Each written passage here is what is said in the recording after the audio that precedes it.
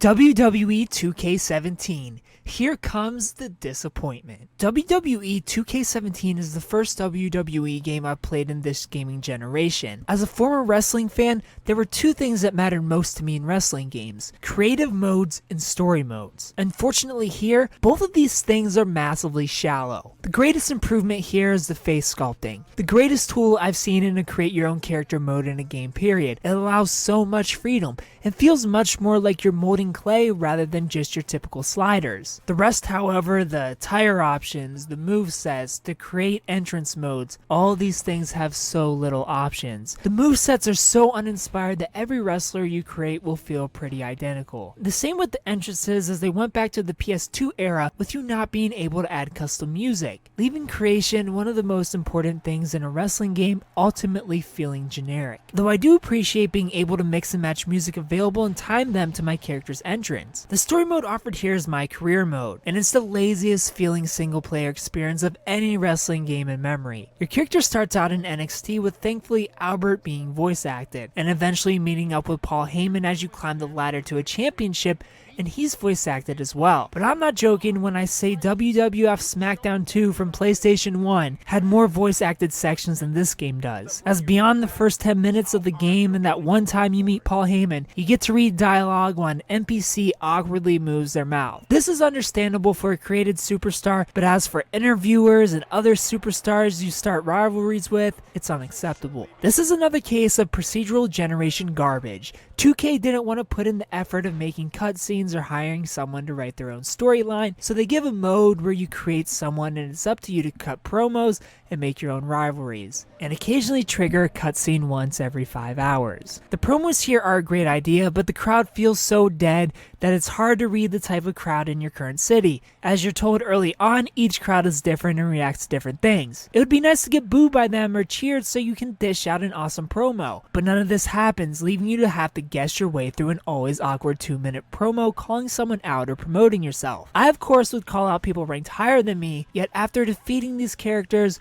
over and over, my rank for a title would seemingly only rise randomly and wouldn't go off of the fact that I kept getting over on the champion and the #1 contender, leaving the promos to ultimately feel like a waste of time, like they didn't matter at all, and honestly probably don't. There's nothing here. Write this down, 2K. WWE is so great because of its storytelling.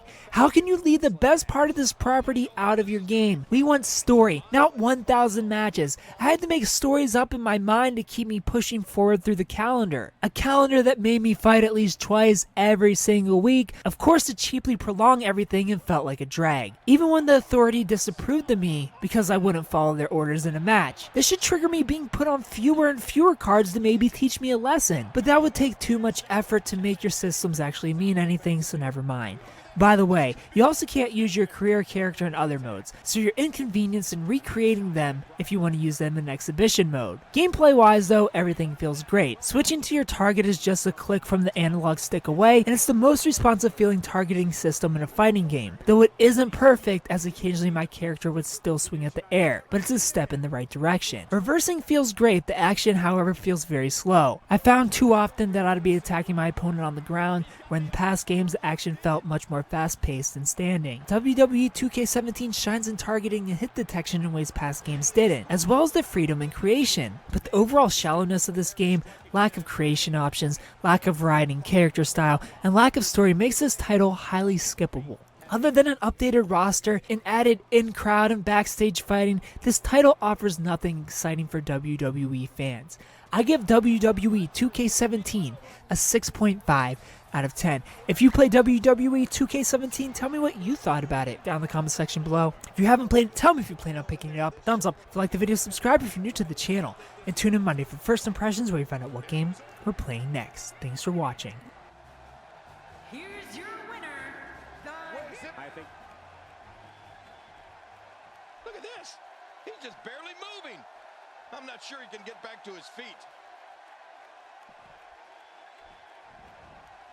We all knew the situation was going to explode sooner rather than later. Wow! If he keeps this up, this could be over quick. He's pulling out all the stops tonight.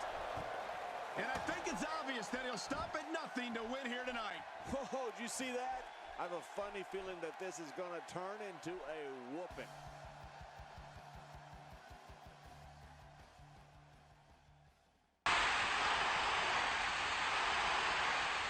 Welcome to Raw is Jericho. This review was made possible with GameFly. If you want to try this game or any other game imaginable, you can do so for free for an entire month by using the link in the description. Free shipping, no late fees. Thanks for watching.